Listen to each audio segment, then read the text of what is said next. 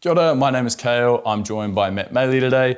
What we're going to be doing is discussing small business in partnership with Microsoft and Brightfire. What I want you to do, Matt, is just give us a bit of an introduction about who you are, mate, and what you do.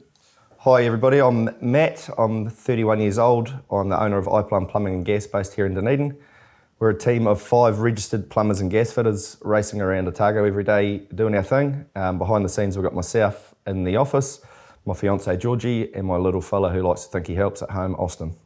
What I'd love to sort of get an understanding of and starting off with is you started off as a one-man band. Can you give us a little bit, and I know we've had this discussion before, but the inception of how the business came around and what made you kick it off? Yeah, so at the start, it all came down to I run out of some ink with my home printer. So off I trot down to Warehouse Stationery to buy some new ink for my printer and discovered that, which is quite often the case, a new printer is cheaper than ink. Yeah. So being out for a bargain, I bought the new A3 printer, and it came with a fax and a copier and a scanner and everything else, and I got it home and I thought, well, I've got the business printer now and I might as well start a business, and that's pretty much where it stemmed from. Yeah, the inception of iPlumb. So what year is this, mate, and what timeline are we talking? So this would have been a year before I started, so what are we now? It would have been 2014 was the year in which we were first established, I suppose, but I was still working for my previous company there for a month or two, just in tying it over. So yeah, that all happened then, and then the following year was when it all came to fruition. Out I went in my van with my tools. Yeah, nice. And so I think, we'll be doing this probably back and forth quite a lot. I'll probably jump to different timelines because I know your story pretty well, and coming back to that. But today, we're in 2020, we're sitting down now, what are we, Wednesday? Yep. Tuesday? Monday. There we go. I think it's certainly that time of the year.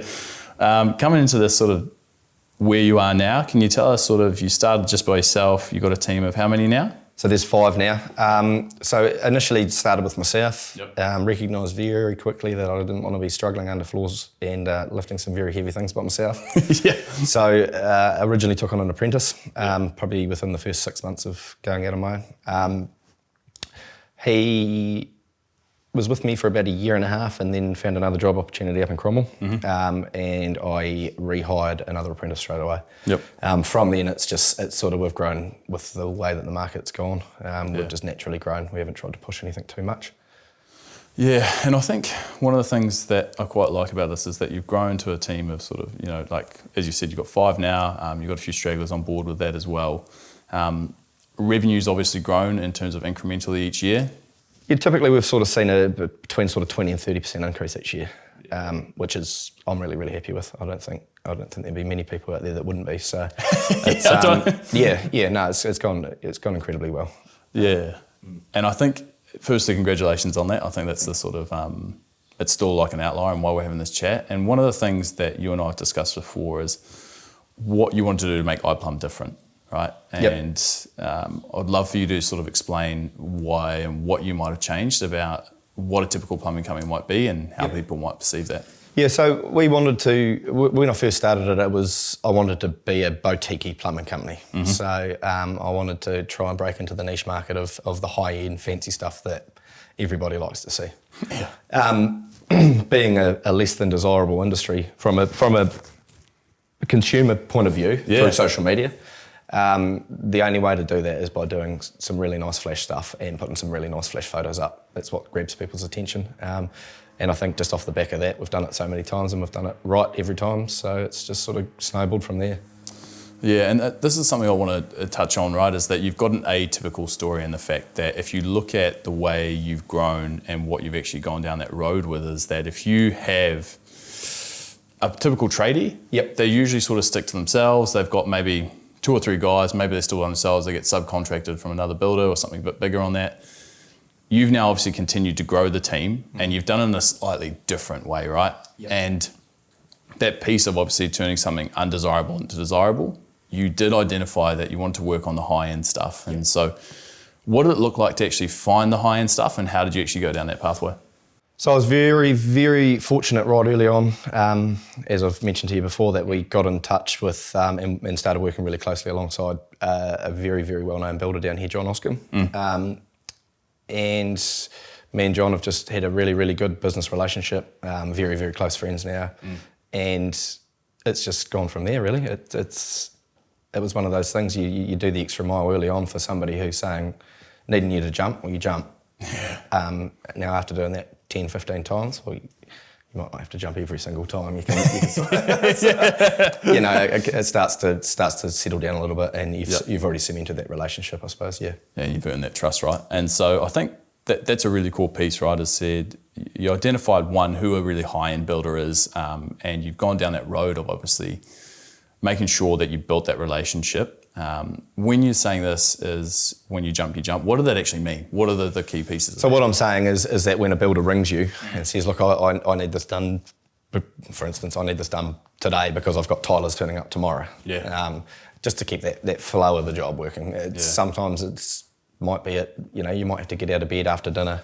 Might have to go out after dinner and go to work again. But it's just making sure that you're hitting those deadlines that they need you to hit. I think if I was in their shoes, which isn't a bad way to look at it either, is if you remove yourself, put yourself in their shoes, and think, right, what do they need from me? Just as an employee would do with an employer. It's generally speaking, it's a fairly generic outcome, what they want. So yeah.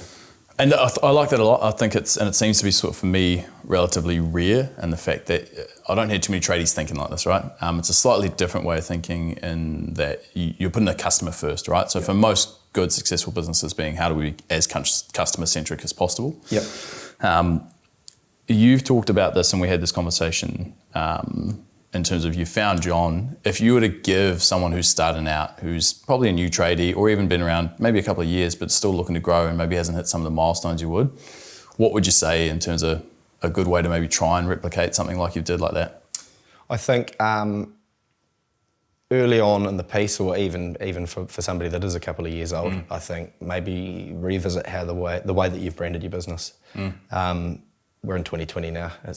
We've come a long way from the fluted plastic sign in the back window of the van, and you need to spend the money, spend the time, and absolutely nail it. And once that, it tends to just flow on. Also, standing by your product. Yeah. If something goes wrong, it doesn't matter what goes wrong. It doesn't matter whether you flood a 10-storey building, as long as you've got A, the insurance, it's the most important one, and B, the morals to go back and front up and say, look, it was my mistake. We're going to fix it. You're not going to be charged. Don't worry about it. We apologise. Please be with us. Yeah. That's all people are after.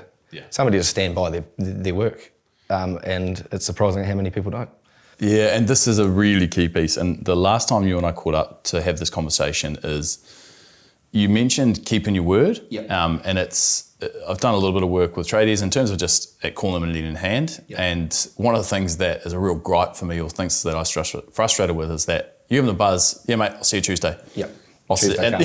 Tuesday comes, they're not there till the Tuesday the week after, right? And I think this is one of the things that you touched on, and I'd love to sort of hear you elaborate on that. So it's really important. Like, I learnt probably from my parents early on, know when to say no. Know when to say no. Don't promise the world and deliver nothing. You're better off to say, be realistic and say, hey, listen, I'm sorry, I'm not going to make it there. I can completely understand if you need to use somebody else, but we're not going to be able to make it there. Whereas what a lot of people say is yep. And those next Tuesday comes, and they've said yep to 8 other people, and unfortunately it's just never going to work. So and all you end up doing there is just really annoying people. So that's right. It doesn't matter how good you are at your job, you've annoyed them. So and that's really, I think I like, and I want to tie a piece of that over, is that customer-centric piece that you mentioned earlier with John, is that the way that you're treating someone else who's giving you work, you treat them as in what did they want and what would be the best for them. Yeah.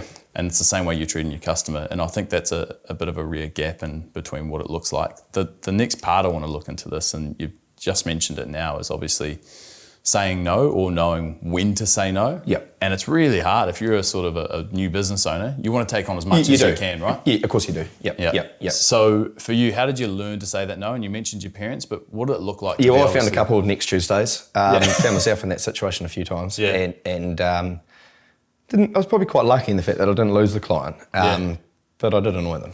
And it just, I think you know, when I say somebody needs you to jump, you jump. That happens for the first few years. It's not still happening now.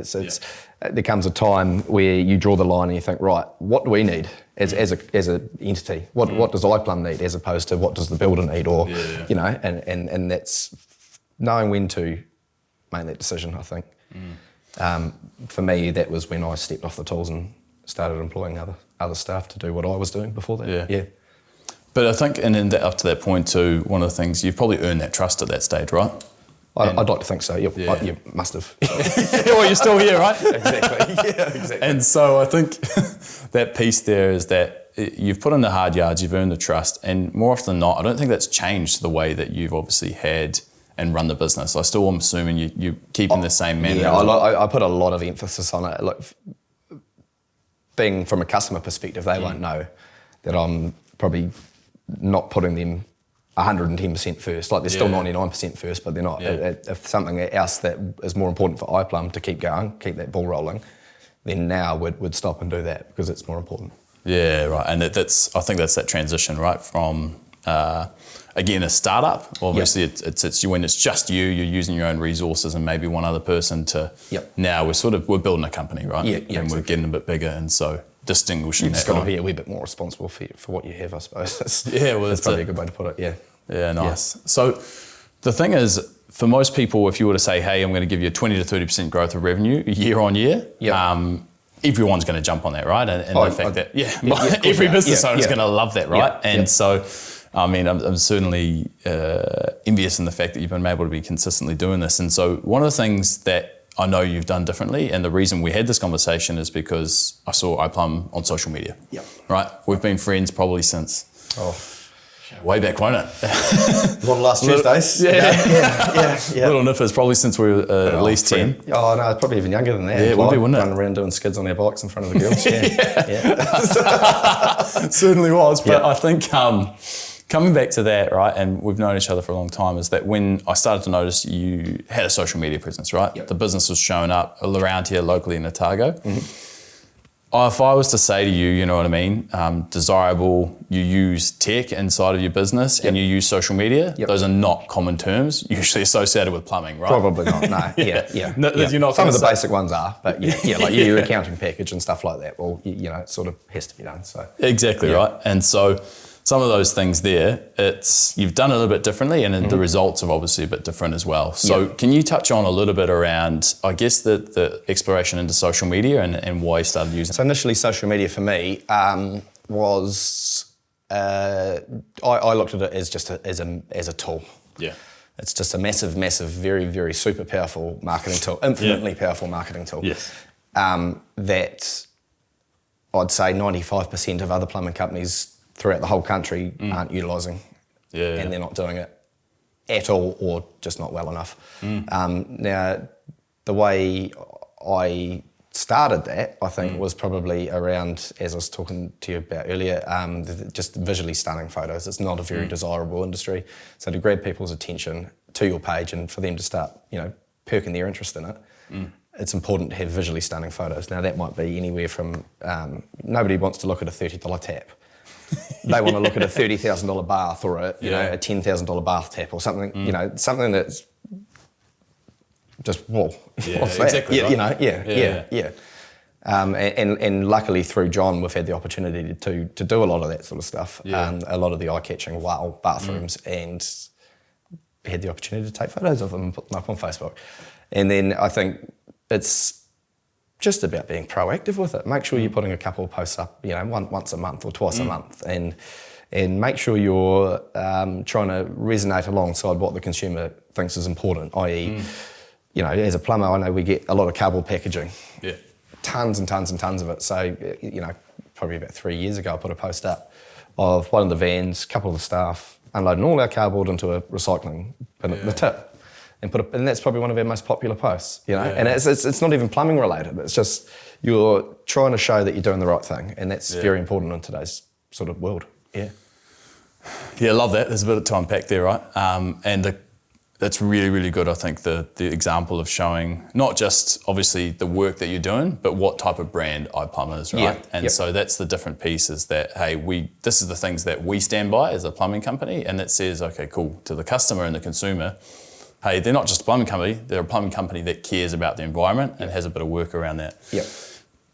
The cool piece that I've seen and what you've done well is, and for me, so I understand the sequence, typically I'm going to probably understand that like most of the interior design, it's not almost finished when you guys are in there, is that right? In terms of... Most of it's not, no, Yeah. no, a lot of it's not. So you don't have a staged bathroom with flowers and all the pretty stuff. You don't. Yeah. You've literally got tile dust on the vanities that you get him to wipe down before you take your photo. Yeah. Finger marks all over the mirrors. And it's just, you know, these are the little things that need to be taken care of before you take that photo. And then also take 5 or 6 photos of it on. You know, just keep your finger down on that button. Yeah. Go all like this, all over the show. And Yeah. if it, you know, there'll be one in there that is a lot better than the other ones. Yeah. And this comes back to it, and I know you and I have chatted about this earlier too, is that 60% of your business is coming through Facebook, Instagram, something like that. Yep. If I'd say possibly even more when you take into account the repeat customers that have initially come through Facebook, and then that's just the means of them getting in contact with you after that they've got your number or your personal details. So, I mean, most people as plumbers would not assume that, right? And that's an incredible sort of number in the fact that you've got this huge amount of there, but the time and effort it takes for you to go through, dust off the bathroom after you've sort of gone through, you've done your work. Yep. How long are you taking before what? For a bathroom's ready before to you take a photo. I'll be spending a good 10 minutes. Yeah. So, but when you look at that, right, 10 minutes to then hit what it gives you at the other end. right? Exactly. Yeah, a good 10 minutes and maybe another 10 minutes chucking a couple of nice filters and toning things back a wee bit just to go alongside with what looks right on our Instagram feeds and stuff like that. Yeah. So I'd say 20 minutes all up. Yeah. And then a couple of minutes to come up with some clever narrative and away you go. You know, it's yeah. And so that's it, right? Because you're doing it differently than most, and social media is one of those things that a lot of companies like myself have adopted, and a lot of digital companies, retail, that sort of thing, but it seems to be very lacking behind in trade, right? Yeah. Trade just is sort of hesitant to adopt that. Mm-hmm. If you were to say the learning curve of how hard it's been for you to do this, I know you and I are of similar age in terms of being both millennials. To be perfectly honest, one of the easiest things I've ever done. Yeah, straight up. Yeah. One of the easiest things I've ever done. Now, it takes time. It's not something that you're gonna, you can sit there and put 12 hours worth of effort into it every day for a week. You still won't have the same results that somebody's put in 10 minutes a day for the last year. They're going to have far better results. It's just about consistency. Always making sure something's updated, something's fresh. Yeah. Your mates are liking the photos. Your mates are following your page. Yeah. And that's it. And I think that comes back to the other part, right? Is that it's also there's a little bit of fear of obviously one trying something new, right? And this is a bit different. And I think we've both chatted about this before. Is that when you start something new, it's a little bit nerve-wracking, and it's always sort of a bit of a hard to crack into it. And social media is one of those things, right? Like people are afraid of the learning curve. Yep. You've been a bit different in terms of going down this road. What would you say to someone who's, going to have a crack at this or just getting into it in terms of using any form of sort of digital stuff to make their business a bit better? Don't underestimate how powerful it really is, and do spend the time to become consistent. Know your market, know what you want to target. Yeah. And the likes of Facebook and Instagram, they have tools in there to narrow that down. So you really are targeting what you want. Yeah. There's no point in me targeting a 15 or 16-year-old market who still live with mum and dad. Well, they've got no swing with mum and dad. They'll say, "Oh, mum and dad, I want a new bathroom." They'll tell them to get stuff. So it's you know what I mean. It's this mum and dad that you're trying to target. So make sure you know your market. Make sure you and then try and juice it up from there, just to try and to make it worth them looking at and engaging in. Awesome, mate. And so we talked a lot of the highlight reel stuff in terms of you've kicked ass, the business is good, but also for me, I certainly know running my own company and having gone through, there's a lot of ups and downs, right? Oh, massive, yep. I'd love for you just to elaborate on maybe some of the tougher times when you're starting out and what it was like. Yeah, it doesn't matter whether you're starting out or whether you're 5 or 6 years in, mate. It doesn't. It's it goes up and down like a bloody yo-yo. It does. It's Yep. And sometimes things get a little bit too much for the average brain. And it's just, and I think it's just important to surround yourself and other people like yourself and my other friends that are in business with that are honest and open and can say, well, this can happen. And yeah, it's absolutely horrible when it does, but this is how I got out of it, or this is how I, you know, it's, it's very real. Yeah. Yeah, and that's it, right? And so I think one of the great tools that I've actually been using and telling to other people is, and you mentioned and I think it might have been on the back of a bad job or something that was keeping you up at night, and you react in a few situations with the 3 C's. And I think I can't remember if for when you sort of got the advice, who you went to, but the context for that, I'd love for you to just jump in. So your 3 C's are you got your check, your challenge, and your change. And they're to just be used in that split second. That's the hard part, is identifying that split second and stopping and applying the 3 C's. When something goes wrong, right? When you're about to blow up. When you're about to go, right, boom, everything's off the desk, I'm into it, It's in that split second of a moment where you apply your 3 C's. So you check it, you say, right, is this, are these feelings viable for what has actually happened here? You challenge it. So the way I challenge it is by saying, right, well, what would my best mate say to me if I said that to him? And what would the advice be that he'd give me? And then change. So whether or not it's justifiable, well, then just crack on. If it's not, then probably have a good look at yourself before you start flying off. And that's it. And look, I'm still training myself to be able to apply it in those split second situations, but most of the time I'm getting better anyway. Put it that way. It's awesome, mate. And I think a few things that I haven't found, and most Kiwi business owners aren't great at this, is saying, one, I'm struggling. I'm having a time. And then two, a framework for having a crack at doing it and maybe getting better, right? And that's a really, really quick one in the fact that it's easy to understand. And similar to, I think, it was the van blowing up, I think you told me? No, that was a bad run there. It was about 3 weeks there. 3 weeks there. She's horrific stuff. It's a tsunami of... But that's it, right? You've been able to sort of have that ability to say, look, I've got a small framework for dealing with this, and it's probably nowhere near as bad as what it initially is in terms of sending you off and derailing you, right? Most of the time, mate, to be honest, you just need a good feed and a good sleep. And that situation's going to look 30 times smaller than it did yesterday, and that's pretty much the long and the short of it, most of the time. Or go for a run. Yeah, nice. And so that's some of the other parts. And I think I want to touch on that is that one of those things you said you did during some of the more stressful times as you're growing, you said you had some sort of normal daily habits that you were doing. What did that look like? Was it good eating, training? So I can't say that I'm doing it now. As much. But when I was at my strongest, Kale, I was just eating super healthy, making sure my water intake's up there and training 3 or 4 times a week. That was massive during those initial big growth years for your mental health. Wasn't for my physical health. It was you know what it's like. You walk out of a gym, you feel bloody great. So and that's it. It's basically the same reason I'm still going. So thanks for that.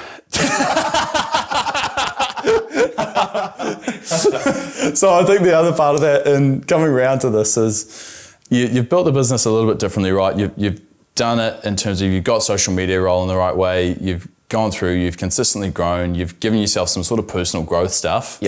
What's some of the internal stuff that the business is built in terms of those tools that you're using internally? Software-wise.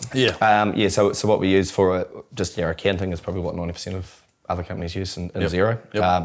We find it a real nice, simple way of running our accounts. Really, it is a simplistic way of doing it. The support's really good, so if you're just starting out, they've got plenty of support. And our job management software, which talks directly with our merchants, plus Xero, is Fergus job management software. That is integral to cutting office costs. So it's expensive for a company of our size. It costs us about $450 a month. But then on the flip side of that is I'm not paying somebody, an office manager to sit in my office for 40 hours a week and do what that does in 2 hours a day. You've mentioned to me before, mate, that you use a lot of Microsoft infrastructure inside iPlumb. Could you chat to me about some of the products you use and why you like it? The most integral pieces that we use would be your Outlook, your Word, and your Excel. So I use Outlook for my emails and also my whole day's organised through it. Word we use for anything from employment contracts, health and safety documents, and Excel we do a lot of back costing through. Yeah, right. And so you've got those sort of that key internal sort of Microsoft pieces. You've got Fergus and you've got Xero. And I like the key piece there is when you touched on about Fergus, I think, is knowing that, I guess, maybe a good return on investment in terms of physical staff as opposed to getting tech to come in and do it, I think a lot of people just have to look past that initial figure and delve a little bit deeper into it. Yeah. And it'll make perfect sense to most people, Yeah, and that's it. I find for that most people in New Zealand or Kiwi businesses are a bit afraid of change, right? Yeah. And you've certainly gone down a pretty different road in terms of being a tradie and changing the way you're perceived, the way your brand is. Yep. How would you say you've been comfortable with change, or at least implemented in the business? I think I was lucky enough to grow up in that generation, same as yourself, where we're right on the cusp of probably still being hard workers, but still being very technology savvy and trusting, I suppose. Yeah. So I was okay with it straight off the bat. You sort of have to be. Yeah. If you want to make a decent go of it, you need to be open to change. It's as simple as that. It doesn't matter whether it's work or any facet of life. Yeah. There's no growth without change. So. Yeah, I like that, mate. And I think you've been good at learning, you've been good at applying different stuff. I certainly know, I guess, in the trades, and I guess for most parts, is that people talk and there'll be a lot of chatter, I guess, amongst the industry in terms of saying, once you're doing something differently, they'll bit of tall poppy in New Zealand and the fact that you get a bit of stick, right? And that's the thing, you're going to get that. It's the minute you're seen to be doing well, there's going to be someone that's there and saying, oh, it's luck or it's that or I mean, at the end of the day, they can think what they like. It's, you wait it out because very shortly there's going to be a new cobber on the block he's going to be the new subject or talk of the town. So you just wait it out because, and just have faith in the fact that, you know, there's a new company that's going to pop up around the corner that the next people are just going to be running down. So. Yeah, and I think that's important, right? The other piece is just being able to ignore it for the most part and have that sort of chatter. But for most people, it's easy to sort of pull people down and make up excuses as opposed to changing yourself, right? Yeah, one of the things I sort of said to myself at the start was, if you're making people jealous, you're doing something well. Right. Yeah. You know, you're doing something well. So it's just an offshoot of doing something well. Yeah, really. exactly. Yeah, rather than looking at it like it's a negative, flip it around as a positive and try and think of it like that. It's hard, but you do it. You are able to do it if you practice it enough. And I think that's one of the things too, is a lot of us are afraid to show up a bit differently in front of our peers, right? And going down that road. So I think you've done a pretty good job on that. Lastly, I do want to touch on a few other things in the way that you've managed to carry on growing to where it is now. Is where can people find you? What can they actually chat to you about? And if someone was to reach out, would you be all right with having a yarn? Oh, absolutely, yeah. So our email address is sales, SALES, at iPlumb with a B, .net.nz. And do I want to put my cell phone number up? Yeah, 100%, if you want them. My cell phone number is 021 0224 5546. Awesome, mate. Perfect. Well, look, I want to say thank you. Like, I do appreciate it. You're doing a little bit of something different for tradies, and I think it certainly sets a role model for a lot of people. Was there anything you want to add at the end here? Just for other small businesses out there, I think it's important just to have faith, keep going, stand by what you do, turn up when you say you're going to turn up, and don't worry about the dicks. Yeah, nice, mate. Awesome. All right, cheers, Maley. Thanks very much. Thanks, mate. Cheers.